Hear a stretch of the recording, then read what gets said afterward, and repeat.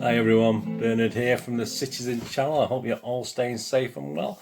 And welcome to a new little feature on my City Pass vlogs. This is, City Book Club. This is just new. I thought I'd have a go at this one. If you like it, if you enjoy it as much as I enjoy putting it together, please let me know. And hopefully there'll be a lot more of these, looking at different books and magazines as well, not just books. But we'll have a look at certain things to do with City. Might be players, might be matches, might be different things. But looking at excerpts from the book as well, so and obviously availability of these books. Of course, you've seen by the thumbnail who we're doing today. Obviously, we're going to do, how can we start much better? I mean, this guy here, obviously that's a great picture with the trophy, isn't it? But yeah, his autobiography was released, I think it was in the 70s it was released. It's out of print now, but you can still find it on certain websites. It's reasonably priced, it's not too expensive, and it's a real, I always encourage anything I pick on this book club, try and find it and read it and buy your own copies. You know, as I say, it's absolutely fantastic. So we'll start with that today. Hope you enjoy that. Please, if you're new to this channel, I do city present stuff, city past stuff like this, history stuff.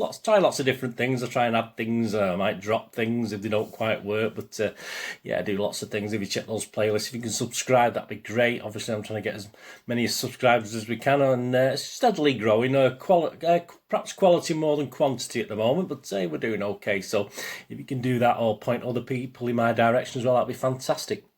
And please, you will check on my playlist. There's stuff for film. I have a film and TV channel as well, so if that's of any interest to you, have a look at that. I do film reviews and TV drama reviews, so please, if you know anyone who might be interested as well, please point in my direction. But if you're not, there's enough on this city thing to keep everyone entertained, hopefully, so please let me know on that. And obviously, if you follow me or friend me on Facebook and Twitter, I do post lots of stuff on there, and follow and friend everyone back. I do check every 3 or 4 days on there.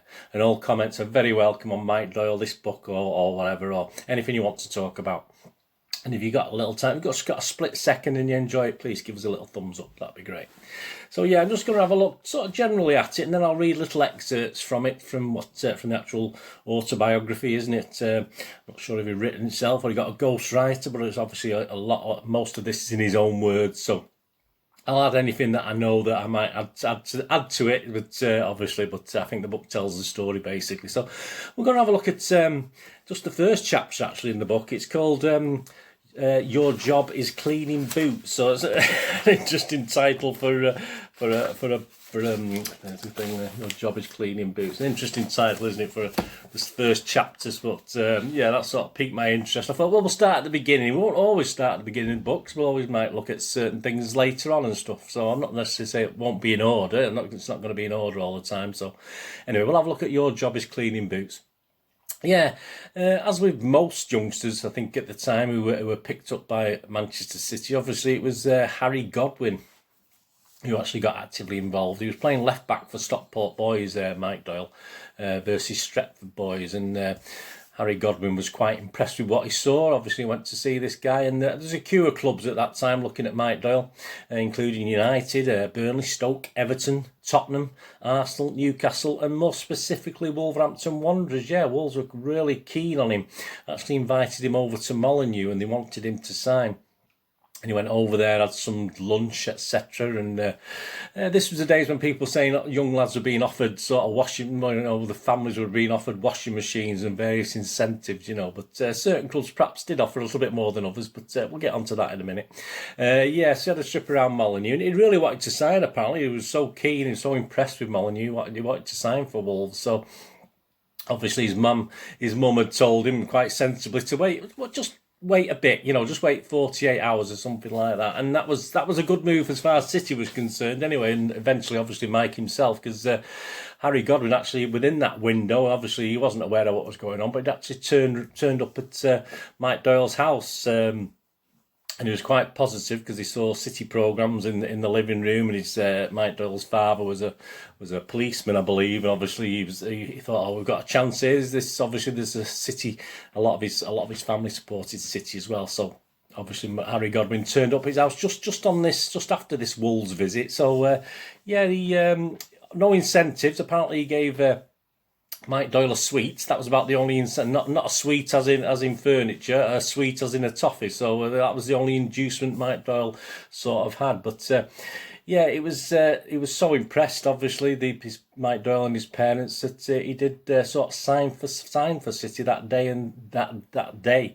And Mike Doyle actually admits himself he actually had a soft spot for United. He was both a United and City supporter at the time, so that'll shock a few of you, obviously. But and he had more leanings towards United, who was doing slightly better at the time. So it's no wonder as a young lad, you probably would go for the, we're all a little bit, they're doing well and fantastic. So he did have a slight more leaning to United, but he didn't hesitate in signing for City.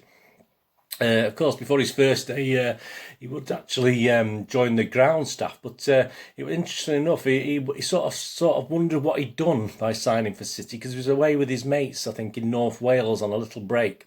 And he got home to find out that City had played the first game on the Saturday. He was due to turn up on the Monday afterwards in 1962. So they played on the 18th of August and been absolutely slaughtered, yes, by Wolverhampton Wanderers. So there you go, we lost 8-1 to Wolves, and our goal was an own goal as well. So we didn't even score our own goal. But so he sort of probably had a little few doubts as to what he'd done. Obviously he had the chance to sign for Wolves, and they'd literally pulled us apart at Molineux 8-1 on the opening day of the 62-63 season, which wasn't going to be a good one. But yeah, so he probably had little thoughts on that, but he still reported for duty.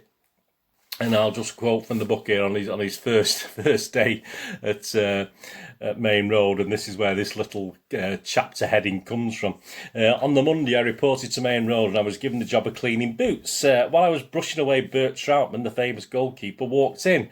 I couldn't help myself. I said to him by way of a joke, "How was your back today?" He wasn't amused by my reference to his having to pick the ball out of the net 8 times the previous Saturday, and he emphasised this by giving me a whack around the back of the head. "Your job is cleaning boots, and that's all." I'm not going to do the accent. "Your job is cleaning boots, and that's all," was his answer. I felt 2 feet tall. So yeah, that was obviously where the heading for the title comes up. Fantastic, Bert Troutman. Yeah, Troutman had actually retired, but obviously with City had a goalkeeper injury crisis, so he actually agreed to play that season. I bet he wish he hadn't, to be honest with you. So obviously things didn't improve that much that season. Of course, we would lose our first division status and also lose the manager, Les McDowell, who was there for the first season, and Mike Doyle was there, obviously. For Doyle, ground staff duties were quite routine. Cleaning boots, cleaning dressing rooms, sweeping the terraces, as you'd expect. The football was pretty much down the list, and he sort of explains in his book what his sort of normal routine would be. For ground staff lads like me, the routine was straightforward, not really what I had expected. The first teamers didn't report for training until about 11 o'clock, and once we youngsters had got the kit out and done our chores, we could nip into the recreation room and get involved in a game of snooker. It will be a quick game early on, another session between 12:30 and 2:30. Sounds like hard work, this, doesn't it? After the morning training, then an afternoon game of skittleball in the gym. And back to the snooker table until around 5 o'clock. I don't know how these lads got through the day in those days, when it was time to catch my bus home. This was the daily routine during my first 12 months as a Manchester City lad. And I sometimes used to reflect that if I didn't make it in the grade as a professional footballer, it would probably be a career for me as the new Joe Davis. So there you go. Obviously, it was quite big at the time. If you don't know who Joe Davis was at the time, Joe and Fred Davis, great snooker players. Yeah, so he sort of summed up there. Well, it didn't seem too bad as a life, did it? That, to be honest with you. I think Doyle didn't see much of his soon-to-be ex-manager, obviously, in those early days, but a certain ex-player and someone who would go on to be coach and manager sort of took him under his wing and offered him advice and sort of kept an eye on him. And a certain gentleman called Johnny Hart, who obviously has a lot of links with City and on a lot of people's hearts, Johnny Hart at City, fantastic servant to the club. So he actually looked after him and sort of, which was probably very good for Mike Doyle. Kept his feet on the ground and obviously give him some sage, sound advice over time. Doyle would play for the B team and then progressed quickly. In his own words, he states, "I got my first taste of football playing for the B team on a Saturday, and for a short spell was in at right back. Then I made the switch to right half, and I've worn the number 4 jersey more or less since that time. I still played at full-back for the youth side, though, simply because City hadn't got anyone else to do the job. It wasn't long before I moved up to the A team, and after 9 matches in that grade, I made my debut in the reserves at Bolton. I was 15 years old and playing in the same side as Bert Troutman, and David Wagstaff. So that's not too bad, that, was it? So David Wagstaff, I think he went to Wolves, did he? Went to Wolves after City, but he was a much appreciated player. Yeah, Doyle's first team debut would come equally as a surprise. On March the 12th, 1965, he would make a debut away at Cardiff in a 2-2 draw with Cardiff City. It explains the circumstances, which were quite unusual. And this was sort of echoing the little bit of chaos around City at the time. At least he was playing for the reserves at that time, and then I was staggered to find myself in the first team for a game at Cardiff. I came close to missing my debut. I thought Jimmy Meadows, one of the ex-players and then on the staff at City, pulled him out of training with the reserves to say, "You're playing tonight," and obviously this was the same day as the game. I thought he was joking. After all, the first teamers had got bathed, changed and left to catch the plane to Cardiff. I was quite surprised they got planes in those days. He had to be kidding, but he wasn't. Be at the airport at 2 o'clock were his final instructions. It was 11:45. He's at Main Road, don't forget. He lives in Stockport, Reddish, I think, Mike Doyle. By the time I got changed, bathed and dressed, then I had to go home, which meant four buses from Main Road to get home. He's got 2.25 hours to get home. Buses were a bit more regular then, I must admit. I caught a bus along Lloyd Street to Great Western Street, got the 53 bus from Great Western Street to Bellevue. Well, I've been there. Then the 77 to the Bull's Head pub at Reddish, and the number 17 to the top of the road where I lived, which meant that I had only to run 1.5 miles to reach my front door. And this is after a full day at, half a day at City anyway. He didn't get his snooker in that day, did he? By the time I got home, it was about 10 minutes to 1. When I told my mum I was playing at Cardiff that night, she didn't believe me. Finally, I convinced her, and she decided that I would need some sustenance, so she parcelled up a pile of sandwiches and some cake, very healthy, told me to make sure I ate the lot. I was running up Longford Road, hoping I could get a bus which would take me close enough to the airport, when I saw a dog which looked as though it could do with a square meal, so I unwrapped the sandwiches and gave the lot to the dog. Until this day, I never let my mum know what happened to those sandwiches and buns. I reached the bus stop, but no bus came. I began to panic. I had about 7 and 6, which is what's that now? 37.5p, something like that, yeah, in today's money. I had about 7 and 6 in my pocket. I went in search of a phone box. There was no directory, and I didn't even know the number of the club. Just then I heard a car slowing down. As I looked out, I saw Vic Gomersall. Yeah, I think he played left back at the time. What's happening, he asked. I told him I was down to make my debut at Cardiff that night, but that it looked as if we were going to miss the plane. Vic just said, "Oh, hop in, I'll run you to the airport." And we got there with about 5 minutes to spare. So, I mean, no organised all on a coach altogether, was it? It's the poor lad. So well done, Mike, for actually getting there. He was, he said he thought he played well in that game anyway. I mean, overall, of course, you can see from the sort of lack of what was. I mean, it's probably a bit higgledy-piggledy in those days anyway. It wasn't as organised as it is now. But of course, it wasn't the greatest time for City, was it? In that we were struggling in the first season back in Division 2. Of course. The manager left poised had stepped up from coach to manage, but by the end of the season, as the season began to come to an end and City were mid-table in the second division, Poyser too had left, and he was sort of informed, and he commented on he played a game against Crystal Palace at home, but then obviously a day or two later it was the Easter Monday, and he was actually, just to show how chaotic things were, he was eating fish and chips apparently. So he was informed of his first team appearance in very extraordinary circumstances. So this is what he explains happened on that day of a game where he was informed he was playing. After George had gone, the club was in a state of limbo. It was on an Easter Monday that I experienced a sample of the lack of cohesion and liaison within the club between the various departments. I was standing on the steps at Main Road about an hour before kick-off, eating fish and chips, as you do.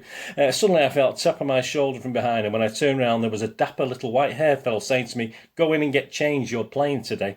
Then the little man made his way up the steps and disappeared through the doorway.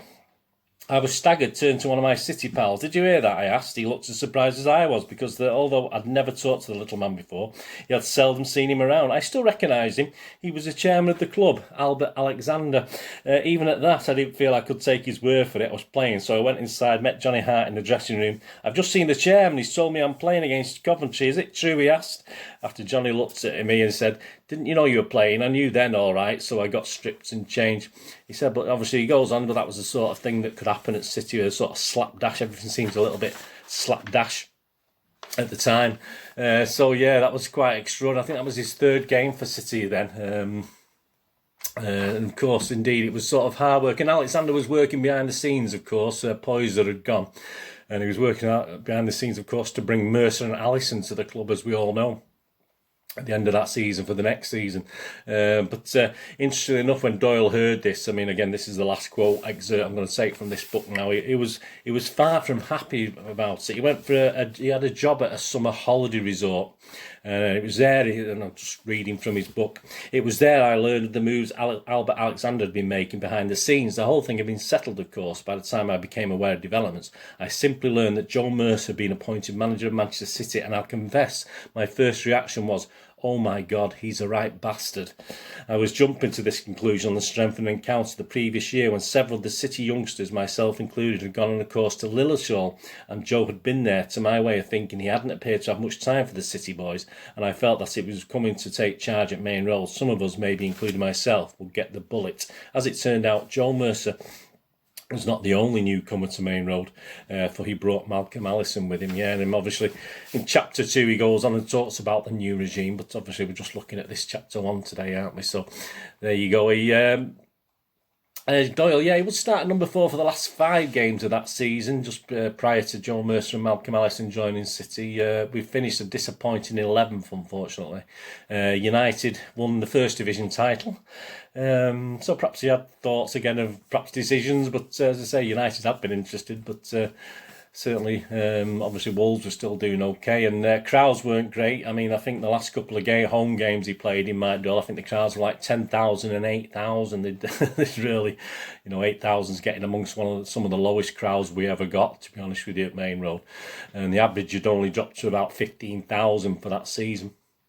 So there you go. Hope you enjoyed that from a clip around the air from a German City legend, of course, with the sore back at the time, to the arrival of potential arrival of a manager and coach who would sort of go down in City folklore. So quite an interesting little chapter, not massive, but plenty going on in that one. And that's where we will leave the Mike Doyle story today, if that's okay. We'll touch upon it again. Obviously, we'll talk about other things and other books and other things in the future, but we'll come back to Mike Doyle, of course. If you liked it, let me know, please, in your comments. Let me know what you think. I say this is a brand new thing I'm just trying. If you enjoyed that, just let me know, so I know it's worthwhile carrying on with this. As I said, I try these things, and if they don't quite work, I'll put them on a back burner and try something else. So hopefully you enjoyed that anyway. So as I said, this book, fantastic. Manchester City, my team, Mike Doyle. Some images have been popping up from various sources. I usually I try and put acknowledgements underneath, but there's 1 or 2 from this book as well. But hope you enjoyed that. And as I said, it's readily available, cheap as chips. So you go out there, by the time if you're interested, there might be, you might have to start bidding a bit higher. But there are plenty of these books out there at the moment. Sadly, it's out of print, but whether these things ever get printed again, I'm not too sure. But hope you enjoyed that anyway, and thanks for joining me for this episode 1, my debut of this City Book Club. I hope you enjoyed it. What are you going to do this day? Have a great one. Look after yourselves, look after your friends, look after your families. More importantly, let's all look after each other. Until hopefully you join me here again on the Citizen channel for a City Past, Present, quiz, whatever. Or perhaps you have a flit over, have a look at my film and TV channel. Please, all I ever ask of you is please stay safe, Blues. Come on, City. Thanks for watching.